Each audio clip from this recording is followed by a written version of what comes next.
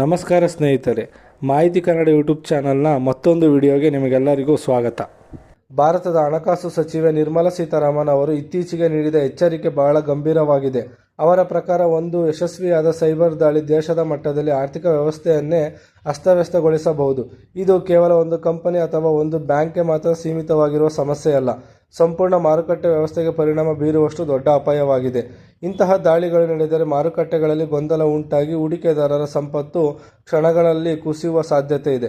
Cyber ದಾಳಿ ಎಂದರೆ ಹ್ಯಾಕರ್ಗಳು ಕಂಪ್ಯೂಟರ್ನನ್ನು ಬಳಸಿ ಬ್ಯಾಂಕಿಂಗ್ ನೆಟ್ವರ್ಕ್ಗಳು ಅಥವಾ ಡಿಜಿಟಲ್ ಪ್ಲಾಟ್ಫಾರ್ಮ್ಗಳನ್ನು ಗುರಿಯಾಗಿಸಿಕೊಂಡು ದಾಳಿ ಮಾಡುವುದಾಗಿದೆ. ಇಂದಿನ ಡಿಜಿಟಲ್ ಯುಗದಲ್ಲಿ ನಾವು ಎಲ್ಲರೂ ಬ್ಯಾಂಕಿಂಗ್, ಪೇಮೆಂಟ್ಗಳು ಮತ್ತು ಹೂಡಿಕೆಗಳಿಗೆ ಆನ್ಲೈನ್ ವ್ಯವಸ್ಥೆಗಳ ಮೇಲೆ ಅವಲಂಬಿತರಾಗಿದ್ದೇವೆ. ಉದಾಹರಣೆಗೆ UPI, ನೆಟ್ ಬ್ಯಾಂಕಿಂಗ್ ಮತ್ತು ಸ್ಟಾಕ್ ಮಾರ್ಕೆಟ್ ಇವುಗಳೆಲ್ಲ ಡಿಜಿಟಲ್ ವ್ಯವಸ್ಥೆಗಳಾಗಿವೆ. ಆದ್ದರಿಂದ ಈ ವ್ಯವಸ್ಥೆಗಳಲ್ಲಿ ಒಂದು ದೊಡ್ಡ ದೋಷ ಅಥವಾ ಹ್ಯಾಕಿಂಗ್ ನಡೆದರೆ ಇದು ಲಕ್ಷಾಂತರ ಜನರ ಹಣಕಾಸು ಸುರಕ್ಷತೆಗೆ ನೇರವಾಗಿ ಹೊಡೆತ ನೀಡುತ್ತದೆ.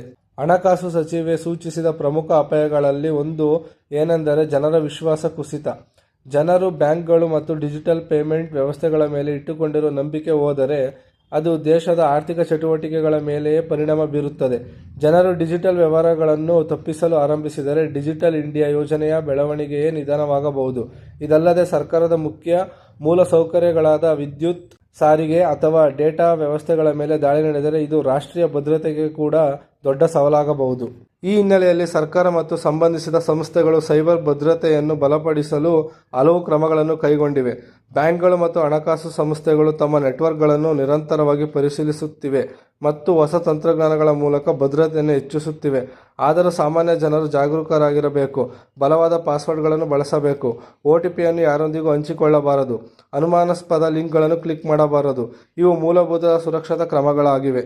ಒಟ್ಟಿನಲ್ಲಿ ಒಂದು ಸೈಬರ್ ದಾಳಿ ಕೇವಲ ತಾಂತ್ರಿಕ ಸಮಸ್ಯೆಯಲ್ಲ, ಅದು ದೇಶದ ಆರ್ಥಿಕ ಸ್ಥಿರತೆ, ಜನರ ಸಂಪತ್ತು ಮತ್ತು ವಿಶ್ವಾಸ ಈ ಮೂರು ಮೇಲೂ ಪರಿಣಾಮ ಬೀರುವ ದೊಡ್ಡ ಸವಾಲಾಗಿದೆ. ಆದ್ದರಿಂದ ಸೈಬರ್ ಸುರಕ್ಷತೆ ಈಗ ನಮ್ಮೆಲ್ಲರ ಹೊಣೆ. ಇದು ಪ್ರತಿಯೊಬ್ಬರಿಗೂ ಅಗತ್ಯವಾದ ಜವಾಬ್ದಾರಿಯಾಗಿದೆ. ನಿಮಗೆ ಈ ವಿಡಿಯೋ ಇಷ್ಟವಾದರೆ ಲೈಕ್ ಮಾಡಿ, ಶೇರ್ ಮಾಡಿ. ಇನ್ನೂ ಇಂತಹ ಮಾಹಿತಿಗಾಗಿ ಚಾನಲನ್ನು ಸಬ್ಸ್ಕ್ರೈಬ್ ಮಾಡಿ. ಜೈ ಹಿಂದ್, ಜೈ ಕರ್ನಾಟಕ ಮಾತೆ.